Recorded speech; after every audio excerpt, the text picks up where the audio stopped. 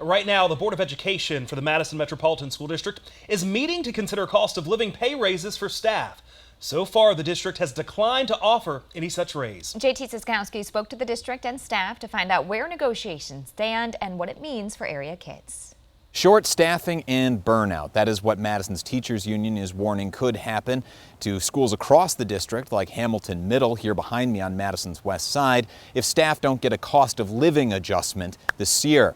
But in a draft budget that the Board of Education is considering, they're offering only a pay freeze. This is the draft budget being considered by the board. It proposes spending more than half of the district's rainy day funds to keep up current operations. The lack of pay raises for staff has been poorly received by the Union for MMSD Workers, Madison Teachers Incorporated. In a statement, MTI's executive director says, quote, "Our union believes that the district must invest in current employees, who have been covering for vacancies and unfilled absences in their limited time. This overwork is leading to burnout." Bob Soldner is the district's assistant superintendent for financial services. He says the short staffing may leave room in the budget for pay raises when the fiscal year ends. And we have vacancy rates that are higher than normal. And so we continue to monitor those and are trying to update our current standing in terms of actual expenditures compared to budget expenditures. The district is making these plans to potentially go to referendum in the fall. In the event voters approve tax increases, Soldner says MMSD will give staff the maximum 4% cost of living adjustment allowed under state law. But MTI wants the district to prioritize its staff regardless of the referendum's outcome. They argue it's a matter of priorities and want the district to prioritize people over programs.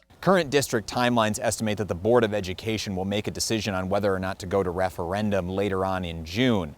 But without that extra funding, these are the financial realities that the two sides are dealing with. In Madison, JT Siskowski, 27 News.